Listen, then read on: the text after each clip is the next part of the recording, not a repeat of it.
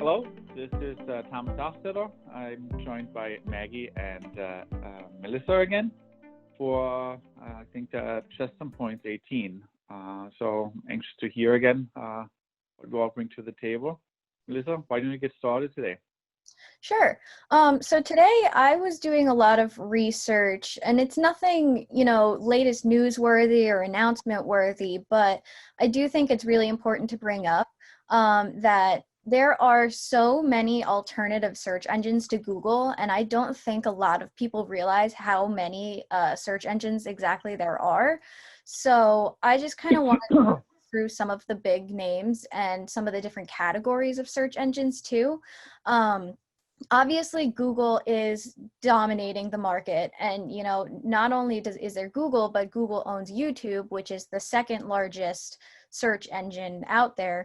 But the other search engine giants like Bing and Yahoo, while they only take up about 5 to 10% of the market, Bing actually contributes a lot of their search powers to other smaller search engines out there.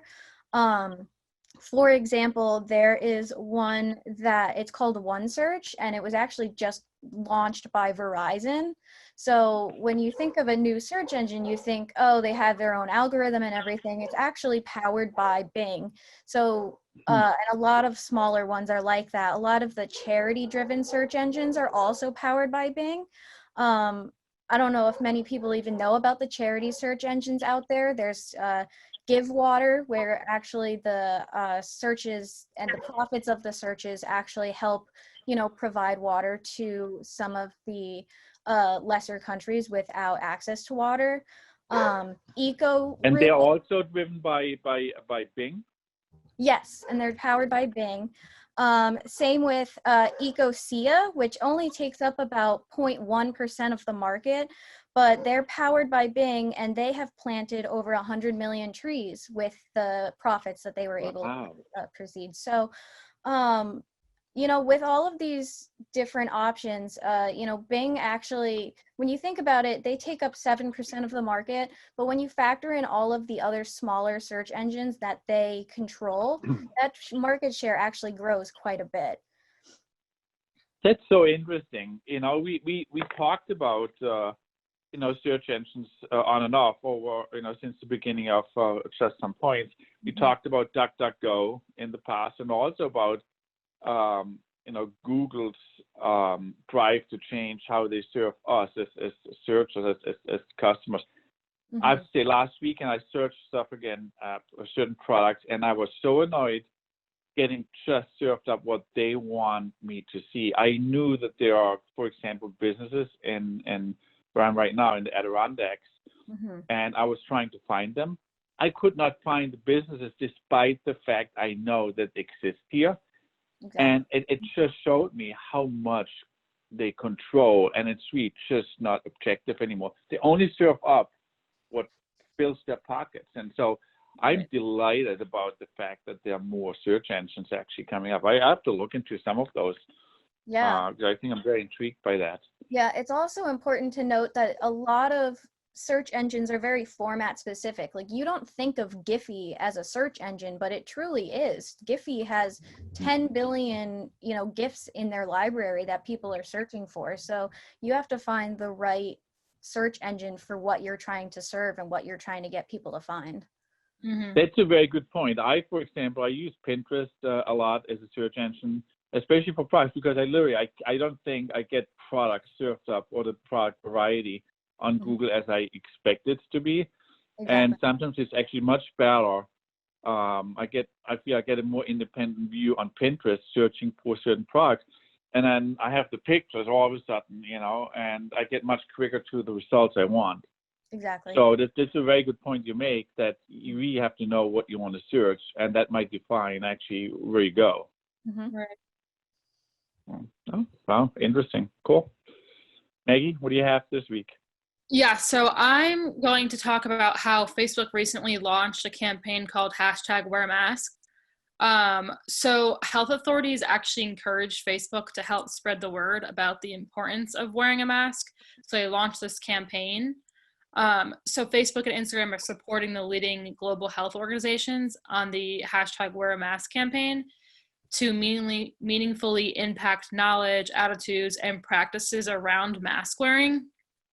So Facebook and Instagram launched alerts on the top of their platform to remind everyone to wear a face covering based on the CDC recommendations. Mm-hmm. And they also connected more than 2 billion people to resources from health authorities through their COVID information center that they have available.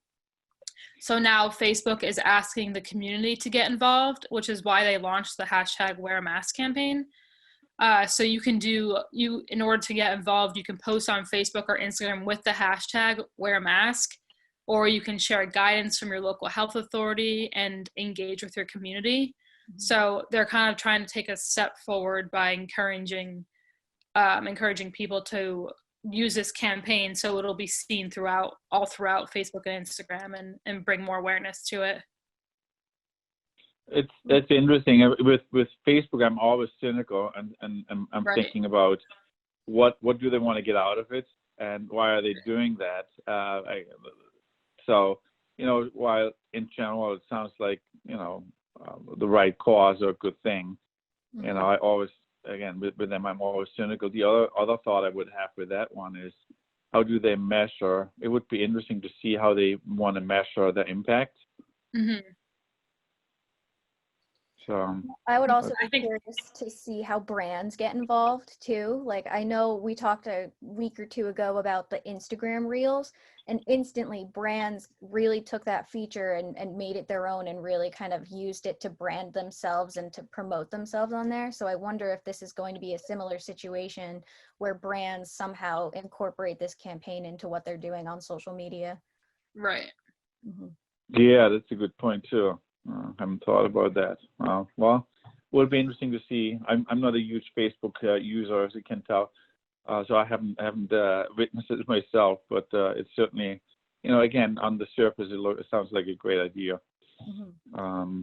Especially if local communities would get behind it too, and then they engage more. So we'll see. Right. Very interesting. Since we're in the second half of the year, I thought. I want to talk a little about some trends I've seen and budgets for 2021, because most large organizations, they started the budgeting process already for next year, and there's some interesting trends to see, and so I thought it might help some people make the decisions going to next year. One interesting trend, and I'm not surprised about that, is the biggest line item in marketing budgets for next year is technology, marketing technology, or technology related to marketing, with about 26% of the budget. And then it could be anything, any systems, analytics, social media management systems, or reporting systems, or campaign systems. But it's really just systems we are entering more and more the marketing budgets, and we can certainly attest to that because, especially what you guys do every day, everything we do, you need systems for it. So that's interesting. Mm-hmm. Another trend is a general trend is bringing work in-house, meaning away from companies like us, those agencies.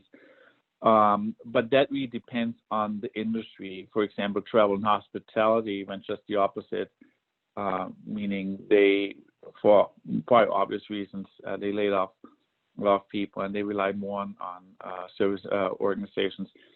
Business services, companies that focus on business services brought a lot in-house and will continue to bring more in-house.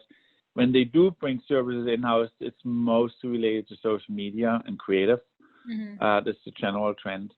Healthcare, you've seen both, but from our perspective, we've seen a lot of furloughs and layoffs. What we've seen in healthcare is a reduced activity overall, and then they just changed the mix of what they have in-house versus externally. But 34% of all organizations reported layoffs in marketing, and 68% have a hiring freeze. So it gives you an idea that bringing services in-house is actually not quite as easy for organizations if they're on a hiring freeze or if they're laying off people. So that usually results in a shift of focus or number of activities. The second biggest line item on people's budgets or on companies' budgets is digital marketing. Again, no surprise, certainly no surprise to you, Melissa and Maggie, because it's what you're doing every day. But 13.5% of all budgets in average are we spent on digital marketing. The least channel, and we talked about that actually a couple of weeks ago too, is event marketing. Although that might grow again more towards digital events, in which case you could argue that is then becoming part of the digital marketing budget. But event marketing is receiving the least funding in budgets going into next year. And the majority estimates that there will be an overall increase in budget within the next 12 months. And then also that digital will continue to grow. And then again, that's what we're seeing. It's what we've been reporting over the last few months and just some points, with TV and traditional marketing going backwards. Although there are interesting trends on the billboard marketing too. So, yeah, so it's interesting. Hopefully it would be helpful for people who are working on budgets. Yeah, I think you make a good point with the event marketing. Digital marketing has been growing for a while, and I think with event marketing dying down just because we physically can't have events, all those events will probably be virtual now, which would also increase digital marketing as well. So I think those are interesting points. Yeah. Yeah, and it will be interesting to see if it will be considered as being part of digital marketing, where in the past it had its own channel, right? And in the future, event marketing might just become a subcategory of digital marketing. Mm-hmm. Exactly. Mm-hmm. Yeah. So, okay. I hope this was interesting, helpful for everybody viewing Just Some Points. Hopefully see you next week.